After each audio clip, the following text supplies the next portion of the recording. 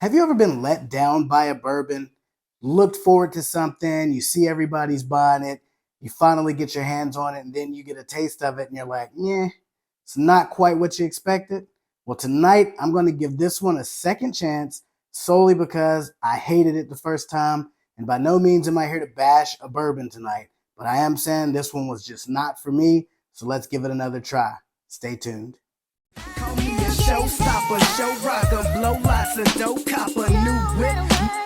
Who's this? James Hicks. But I also go by sin. Never lose cause I always win. At the door and I'm breaking in, think you got it on lock.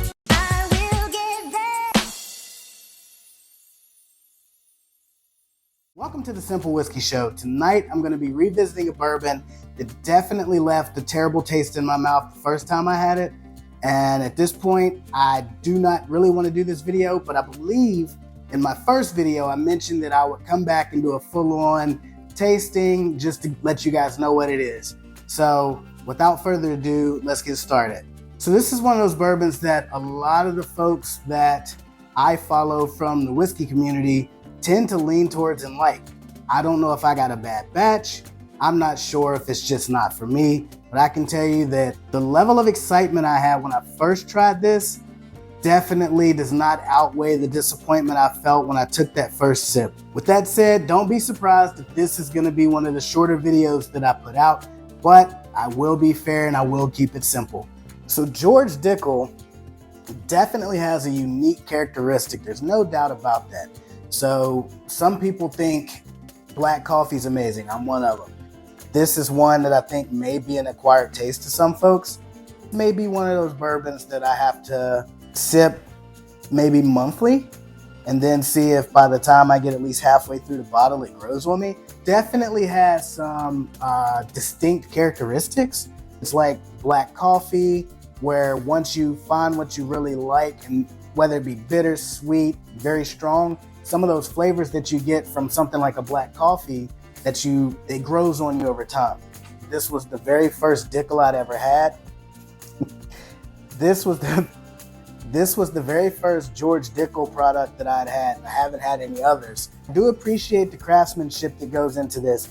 Anything that's at the 15-year mark has taken time to age. It has a lot of thought that went into it. There are a whole slew of master distillers, I'm sure, that come in and make sure that this is exactly where they want the flavor profile to be. But for me, I'm not knocking the effort that went into it. I am solely saying my palate is not quite acclimated to this bottle right here. And tonight, let's see if that changes. Who knows? It's been a month and a half since I last opened this with my brother and a couple of guys that were down here the same night we did the Blue Run. So let's see if it's changed.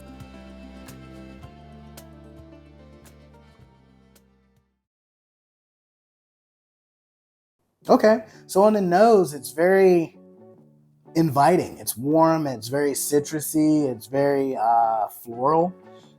These floral notes remind me of springtime. Something about it, not quite summer yet, but you got a little bit of the springtime, the residue from rain that kind of sneaks in. It smells amazing. Like, I may turn this into a cologne if all else doesn't work out tonight.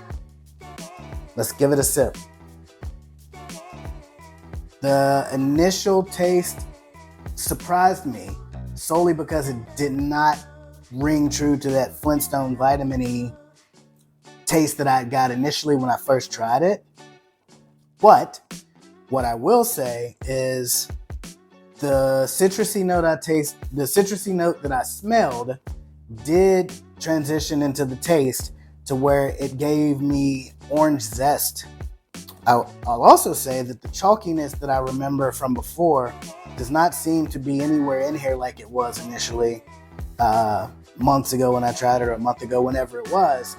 But the finish on it is a lot better than last time. The finish makes me want to go back in just to see, like, all right, is this a fluke? Did I pour the right thing? Because this tastes a lot better than what it did when I first had it.